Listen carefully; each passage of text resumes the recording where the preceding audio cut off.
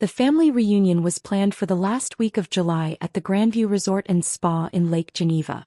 3 generations of the Patterson family, all gathering to celebrate my grandparents' 60th wedding anniversary. The reservations had been made 9 months in advance, coordinated through a group chat I'd been removed from after asking too many questions about costs. I'd booked my own room separately. Same hotel, different confirmation number. I preferred it that way. When I pulled into the circular driveway in my aging Subaru, my brother Derek was already standing near the entrance with his wife Brittany. They were unloading matching Louis Vuitton luggage from their Range Rover. Derek saw me and his expression soured immediately. "Really, Maya? You actually came?" I stepped out of my car, pulling my simple black rolling suitcase behind me. "Of course I came. It's Grandma and Grandpa's anniversary. We thought you'd have the sense to skip it." Brittany adjusted her designer sunglasses. "Given the circumstances." "What circumstances?" Derek laughed, harsh and sudden. "The circumstances where you can barely afford to be here? This place is $500 a night, Maya. Minimum. And that's before the resort fees and all the activities Dad has planned." "I'm aware of the rates." "Are you? Because last I checked, preschool teachers don't exactly make bank." He looked at my car, my suitcase, my simple cotton dress. "You're going to stick out like a sore thumb all week. Designer dinners, spa days, golf tournaments. How exactly are you planning to pay for all that?" "I have savings." Brittany snorted. "Savings? Right. Listen, Maya, we're not trying to be mean, but this is embarrassing. For all of us. You showing up in your teacher clothes with your teacher car, counting pennies while the rest of us are trying to enjoy a luxury vacation. Then don't be embarrassed. I'll keep to myself. That's not how family reunions work." Derek stepped closer, lowering his voice. "Look, there's a Holiday Inn about 15 miles from here. Much more your speed. You could still come to the anniversary dinner on Saturday, but the rest of the week you could just not be here. I already have a reservation. Which you probably can't afford. Maya, come on. Be realistic." My sister Charlotte emerged from the lobby, her heels clicking on the marble. She took one look at me and sighed deeply. "Oh no. Maya, what are you doing here?" "She has a reservation," Derek said. "I'm trying to convince her to cancel it." Charlotte's perfectly made-up face creased with worry. "Maya, sweetie, did you talk to Dad? Because he specifically said he didn't think you should come. He didn't want you to feel pressured to spend money you don't have." "Dad said that." "Well, Mom said it. But Dad agreed." Charlotte touched my arm gently, her manicured nails bright red. "We love you. You know that. But this week is going to be expensive and we know teachers don't make much. We don't want you going into debt just to keep up appearances." "I'm not going into debt." "Then how are you paying for this?" Derek challenged. "Seriously, Maya. Show us your bank statement. Prove you can actually afford to be here." "I don't need to prove anything to you. See? Because you can't." He turned to Charlotte. "She can't afford it. She's going to put it all on credit cards and then spend the next 5 years paying it off. It's irresponsible." My father appeared in the doorway, his golf shirt crisp and his expression stern. Behind him, my mother wore a flowing resort dress and concern. "Maya." Dad's voice had that disappointed tone I'd heard my entire childhood. "We need to talk." "About what?" "About this." He gestured vaguely at me, at my car, at everything. "Charlotte told us you were still planning to come despite our conversation." "We didn't have a conversation. Charlotte had a conversation with me where she suggested I shouldn't come. Because we're worried about you." Mom stepped forward, her voice pleading. "Honey, this place costs a fortune. Every meal, every activity, every little thing. We don't want you to bankrupt yourself trying to keep up with everyone." "I'm not trying to keep up with anyone." "Then why are you here?" Dad's question was sharp. "If you're not trying to prove something, why insist on coming to a resort you clearly can't afford? It's Grandma and Grandpa's anniversary. And you could celebrate that at the dinner on Saturday without spending thousands of dollars you don't have on a week at a luxury resort." He crossed his arms. "Maya, I'm going to be blunt. We don't want you here. Not because we don't love you, but because we don't want you embarrassing yourself. Or us." The words hung in the air between us. "Embarrassing you," I repeated slowly. "You know what I mean." But his eyes shifted away from mine. "You're a teacher. You make what, 40,000 a year? Maybe 50? And you're standing here at a resort where people drop that much in a week. You don't belong here and deep down you know it. Brittany nodded supportively. It's like if I tried to hang out with actual celebrities. Sure, I could technically be in the same room, but everyone would know I didn't belong. It would be awkward for everyone. We just want to enjoy this week, Charlotte added. Without worrying about you. Without feeling guilty every time we order wine or book a spa treatment because we know you're sitting in your room counting dollars. I won't be in my room counting dollars. Then what will you be doing? Derek demanded. Because all the activities Dad planned are expensive. The golf tournament entry alone is $300 per person. The wine tasting is $200. The sunset yacht cruise is $500. Are you going to sit them all out? Just wander around the resort by yourself while the family does things together. Or worse, try to join in and put it all on credit cards, Brittany added. Which is just sad, Maya. Really sad. My mother's eyes were wet. We're saying this out of love. We don't want you to spend the next year digging yourself out of debt because you were too proud to admit you couldn't afford a vacation. Find a motel you can afford, Dad said firmly. Something reasonable. You can still come to the anniversary dinner. But the rest of the week you need to go. This isn't your world, Maya. It never has been. I looked at each of them in turn. Derek with his arms crossed, confident in his superiority. Brittany checking her phone, already bored with the conversation. Charlotte looking sympathetic but immovable. Mom wringing her hands, worried but agreeing. Dad standing rigid, waiting for me to comply.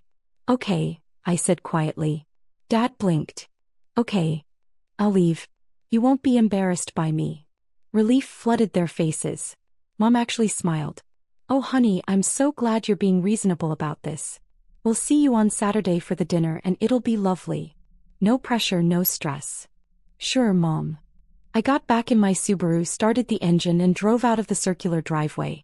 In my rearview mirror, I saw them already moving toward the entrance, laughing about something, the tension of the confrontation dissolving like it had never happened. I drove exactly 1 mile down the road to the coffee shop in the small town center. Ordered a lot. Sat down at a window table with my phone.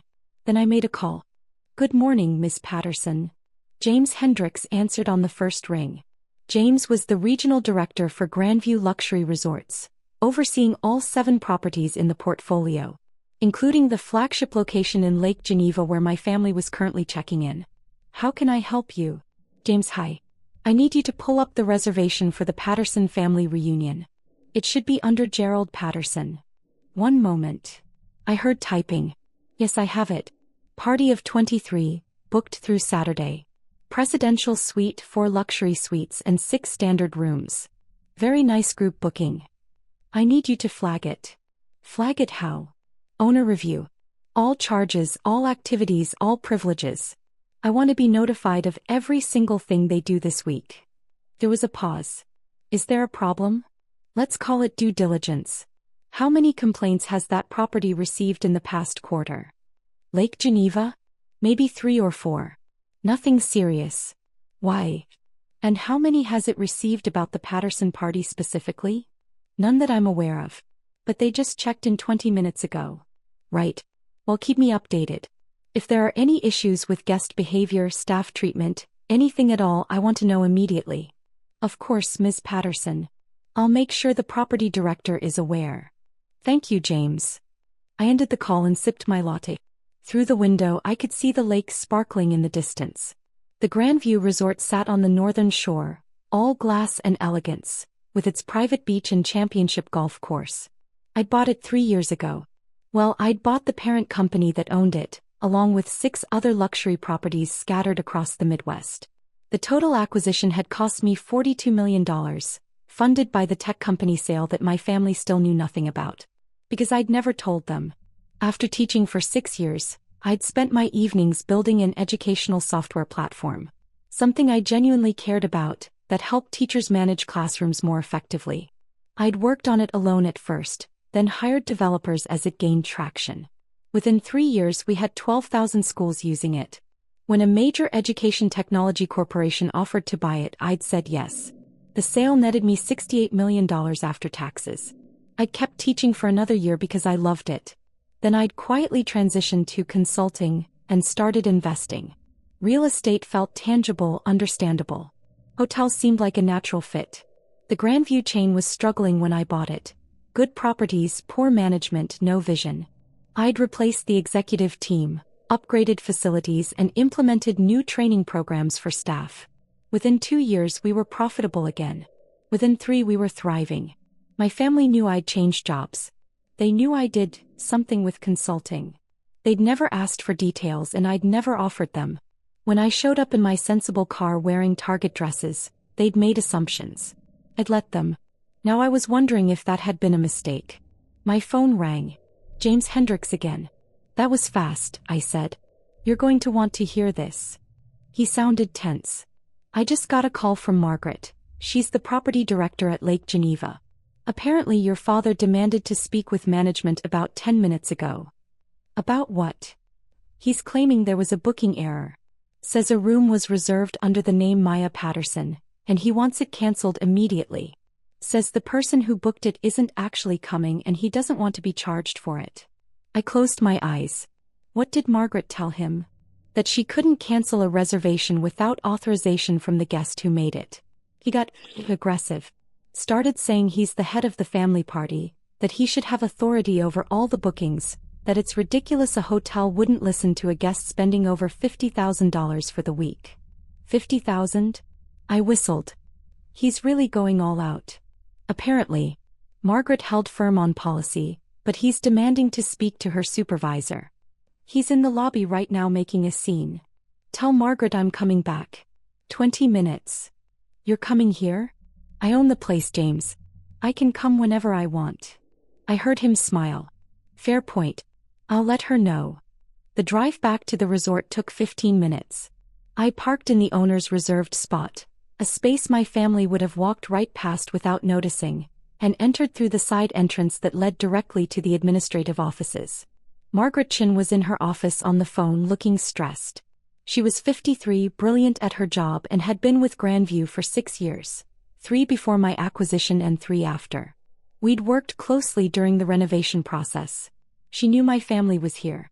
She didn't know they were my family. She looked up when I walked in and relief flooded her face. She wrapped up her call quickly. Miss Patterson. Thank goodness. James filled me in. Is my father still in the lobby? Your father. She blinked. Gerald Patterson is your father? Unfortunately. Oh no. Oh Miss Patterson, I'm so sorry. If I'd known. You handled it exactly right. Don't apologize. I sat down across from her desk. Tell me what happened. She explained the confrontation. Dad had approached the desk demanding the cancellation. When the front desk clerk explained they needed authorization from the guest who made the reservation, he'd raised his voice. Said it was absurd that a hotel wouldn't work with its biggest spender of the week. Implied the clerk was being difficult on purpose. Demanded a manager.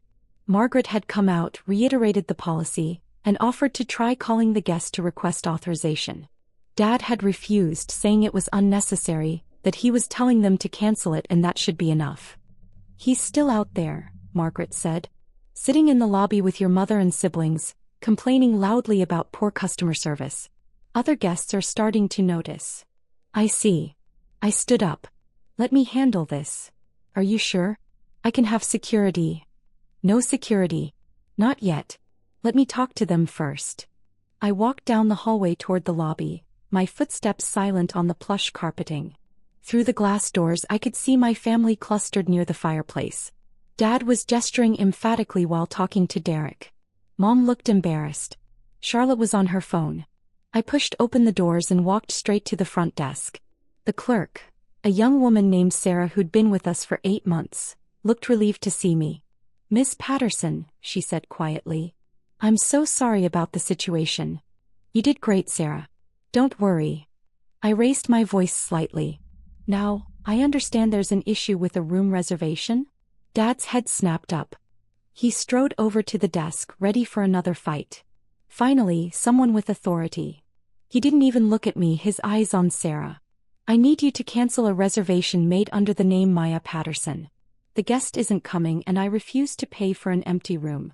I can't cancel that reservation, sir, I said calmly. Why not? I'm telling you she's not coming. Because the guest who made the reservation is standing right here. He turned to me then really looked at me for the first time since I'd entered.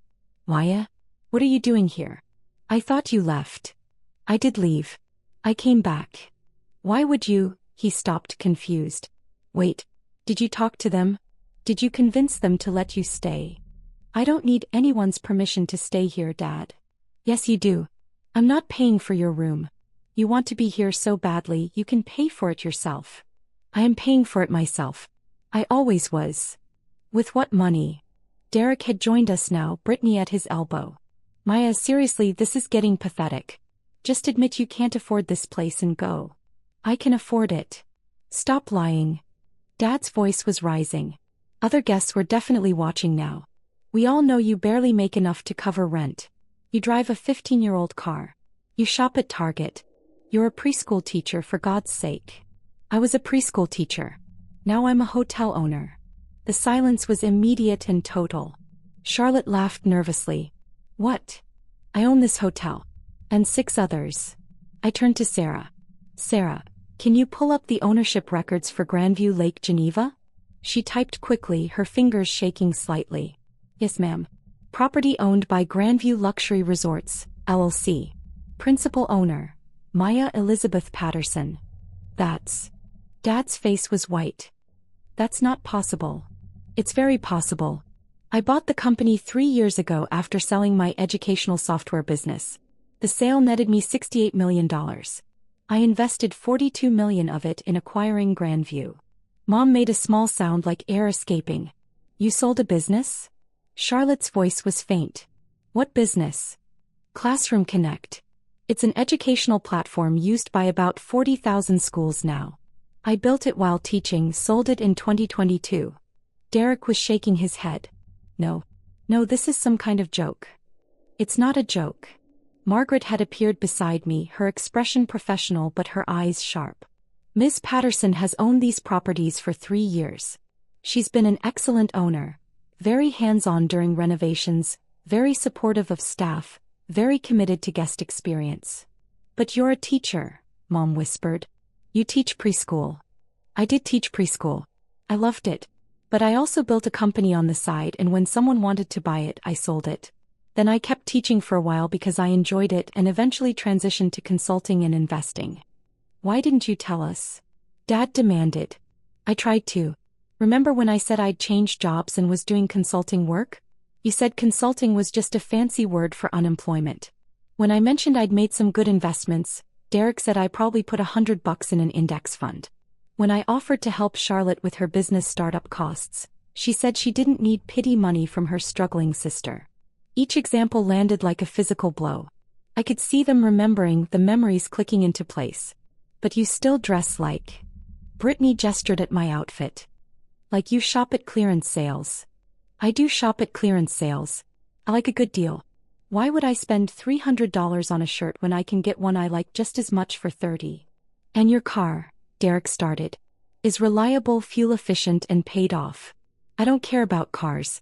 Why would I spend money on something I don't care about? Your apartment, Charlotte said weakly. You live in a 1-bedroom apartment. I live in a 3-bedroom condo in Lincoln Park that I own outright. It has 1 bedroom because I don't need more space. Why would I maintain empty rooms? Dad sank into a nearby chair. This can't be real. It's very real, Dad. You're standing in the lobby of a hotel I own. You just tried to cancel my reservation at my own property. And for the past hour, you've been complaining about customer service to staff who report directly to me. Margaret stepped forward. Mr. Patterson, I need to inform you that hotel policy requires respectful treatment of all staff members. The complaints you made to the front desk staff were noted. Ms. Patterson has instructed us to flag your party for owner review. Owner review? Mom looked panicked. What does that mean? It means every aspect of your stay will be monitored, I said quietly. Every charge, every activity, every interaction with staff. Any further issues and your stay privileges can be revoked. Stay privileges? Dad's voice cracked. Maya, you can't be serious. You're going to kick us out. You kicked me out 2 hours ago. Told me I didn't belong here. Told me to find a motel I could afford. We didn't know. Know what? That I own the place. Or that I could actually afford to be here. I looked at each of them. Would it have mattered if I was just a teacher who'd saved up for this vacation? Would I have belonged then? No one answered. That's what I thought. I turned to Margaret. The Patterson party can stay, but the owner review flag remains active. Any staff complaints, any behavioral issues, any problems at all, I want to know immediately. Yes, ma'am. Maya, wait. Mom reached for me, but I stepped back. I have a reservation here. Room I paid for. I'm going to check in now and enjoy the facilities. You all can do the same. But if you approach me, if you harass me, if you try to have another family meeting about how I don't belong here, I will have security escort you from the property. Are we clear? Dad's face was red. You can't do this. We're family. Family who told me I was an embarrassment. Family who didn't want me here. Kept my voice level. I'm giving you what you wanted. You get to enjoy your luxury vacation without worrying about your poor sister counting pennies. I'll be here too, but you won't have to acknowledge me. You can pretend I don't exist, just like you've been pretending my success doesn't exist for 3 years. We didn't know about your success. Charlotte protested. You never told us. I tried to tell you. You didn't listen. You made assumptions about who I was and what I was worth, and you never questioned those assumptions. Not once in 3 years did any of you ask me about my work, my investments, my life. You just decided I was failing and treated me accordingly. Sarah handed me a key card. Room 412, Ms. Patterson. Top floor, Lakeview. Your usual suite. Thank you, Sarah. I took the key, then looked back at my family one last time. Enjoy your vacation. Try to be kind to the staff. They work hard. I walked toward the elevators, my rolling suitcase trailing behind me. Behind me, I could hear my family erupting into urgent whispered conversation, but I didn't turn around. The elevator doors closed and I leaned against the wall, suddenly exhausted. My phone buzzed. A text from James Hendricks. Margaret briefed me. Are you okay? I typed back, fine. Just tired. Take the rest of the day. Decompress. I'll handle anything that comes up. Thanks, James. Another text, this time from a number I recognized as Charlotte's. Maya, please. We need to talk. This is insane. You can't just shut us out. Then Derek. You're being extremely immature about this. So we made a mistake. Get over it. Then Brittany. If you're really rich, why do you act so poor? That's honestly kind of manipulative. Then Mom. Sweetheart, I'm sure this is all a misunderstanding. Let's have dinner tonight and work this out like adults. Then Dad, this is absurd. I'm your father. You will speak to me with respect. I turned my phone off. The suite was beautiful, floor-to-ceiling windows overlooking the lake, a king bed with luxury linens, a marble bathroom with a soaking tub. I'd stayed here dozens of times while overseeing renovations and operations. It felt more like home than my family had in years.